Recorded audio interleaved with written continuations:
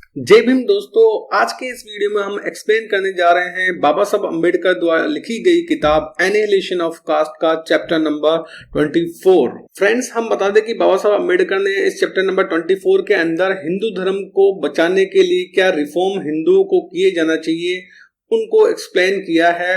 और इसके अंदर बेसिकली उन्होंने 5 ऐसे रिफॉर्म्स 5 पॉइंट्स बताए हैं जिनको हिंदुओं को इम्प्लीमेंट करना चाहिए अगर वो खुद के धर्म को रिफॉर्म करना चाहते हैं। तो चलिए हम शुरू करते हैं इस वीडियो को, इस चैप्टर को शुरू करते हैं। बाबा साहब कहते हैं कि while I condemn religion of rules I must not be understood to hold the opinion that there is no necessity of religion.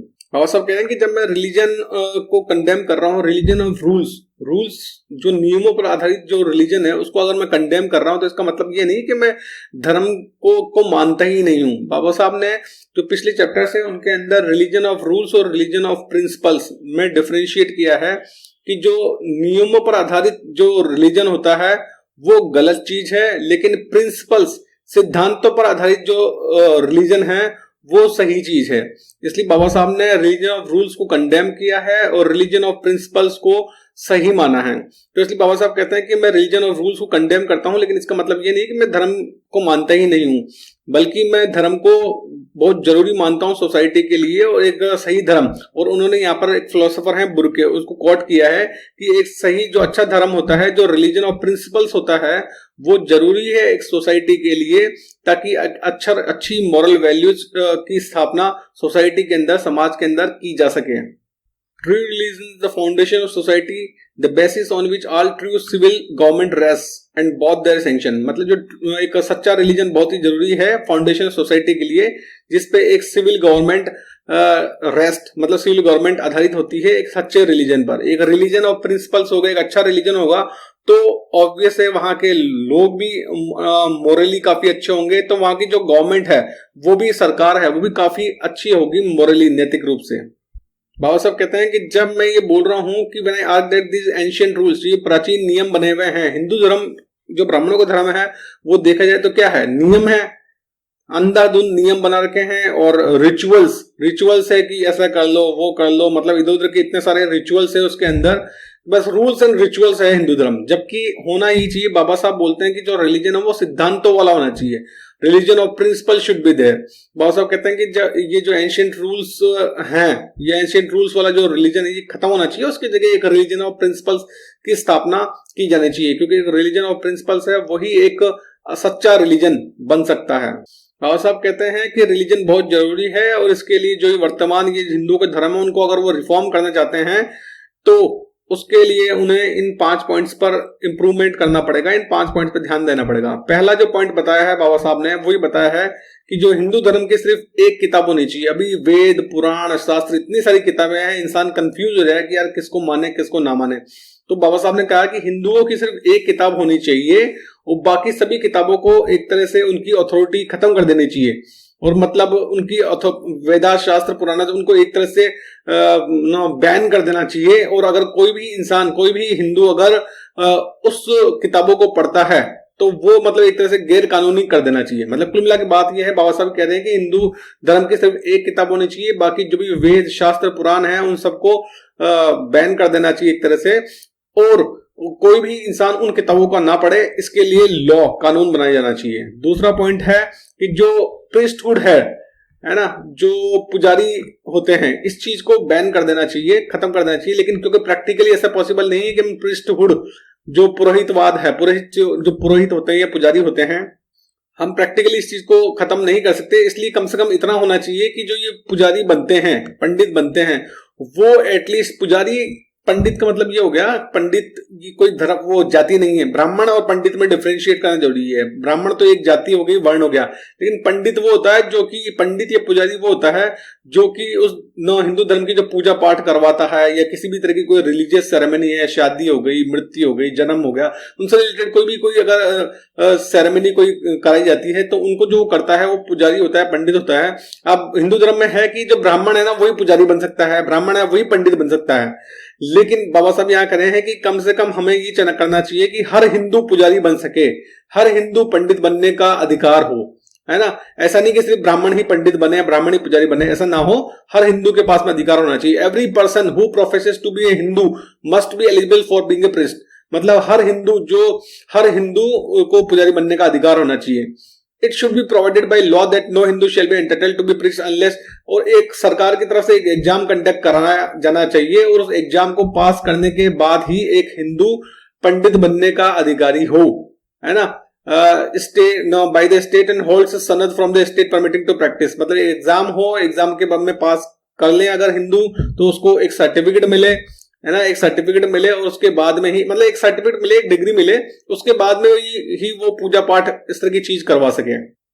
और थर्ड पॉइंट बोला है कि कोई भी ऐसी सेरेमनी, जो भी धार्मिक सेरेमनी है ना, वो किसी भी बंदा जिसके पास सर्टिफिकेट नहीं है पुजारी होने का, है ना, वो नहीं करवाए, उस पूजा अर्चना को ना करवाए, उस सेरेमनी को ना करवाए, और करवाता है तो वो गैर कानूनी हो।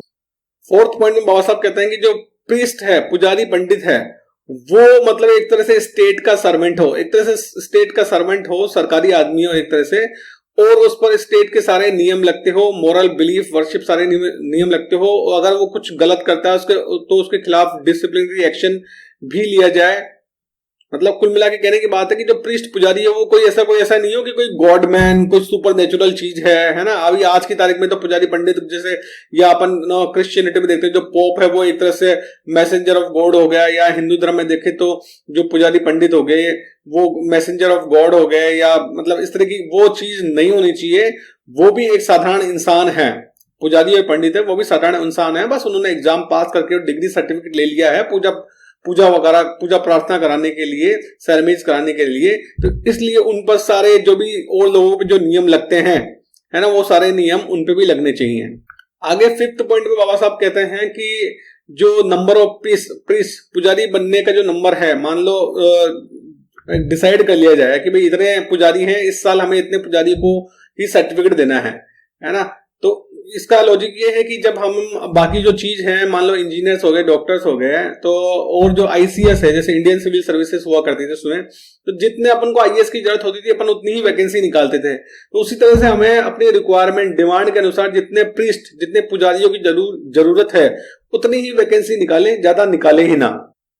और उनको वो बस जो पुजारी पंडित होते हैं वो बिल्कुल ऑल ओवर लाइफ वो बिल्कुल प्रोफिशिएंट होने चाहिए। जैसे इंजीनियर्स है, डॉक्टर्स हैं, लॉयर्स हैं, वो काफी एफिशिएंट होते हैं, प्रोफिशिएंट होते हैं, उसी तरह से जो पुजारी हैं वो भी अपने जो भी ड्यूटीज है उसके अंदर एक्सपर्ट होने चाहिए।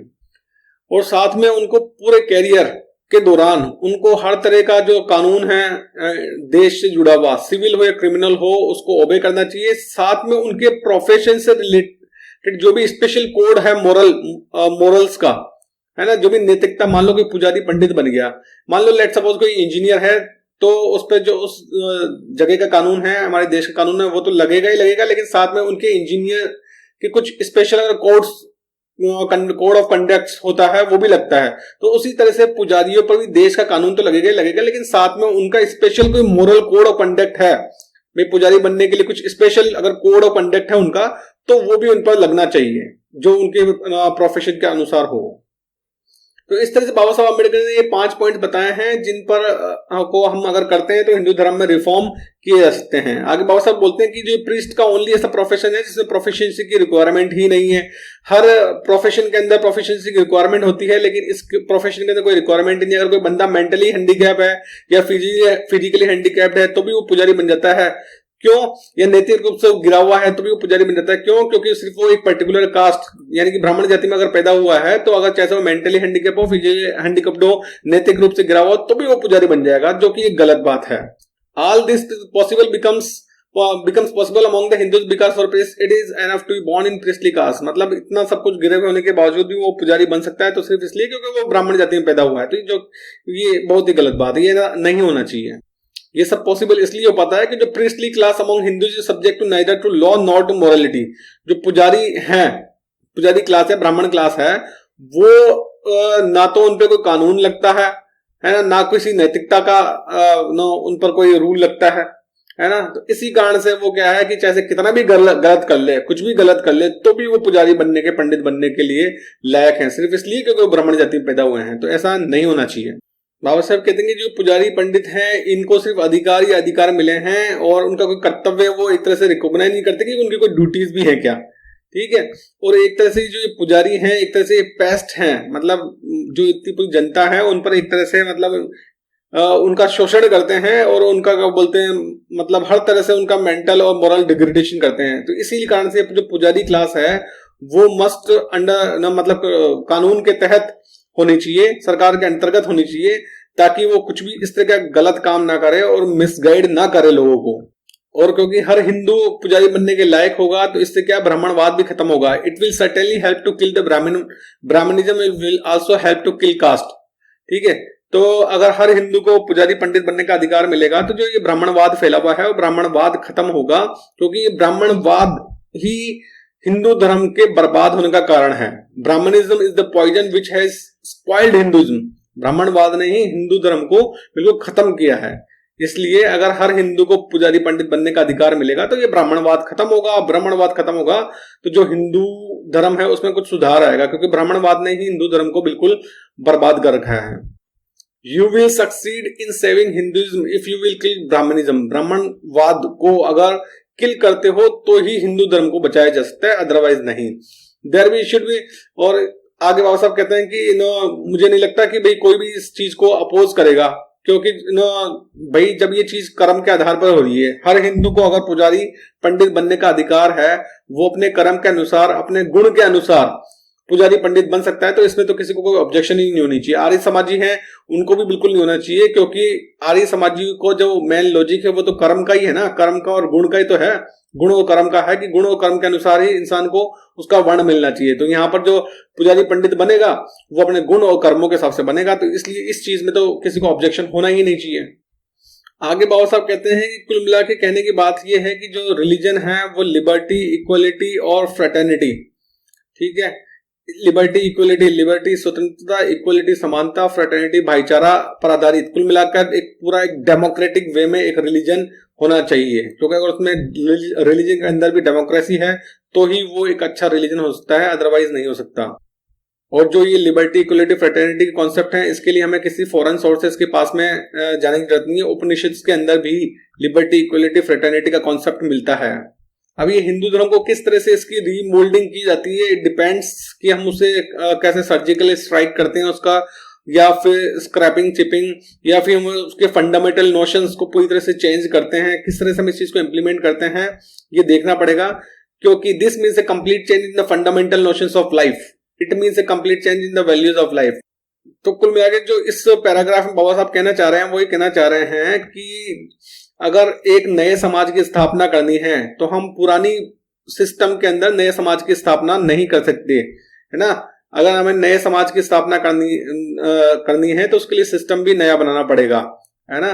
क्योंकि अगर new life can enter only A new body, जो न्यू लाइफ है वो can enter only in A new body. नया समाज एक नए सिस्टम के अंदर ही स्थापना की जा सकती है नए समाज की, है ना।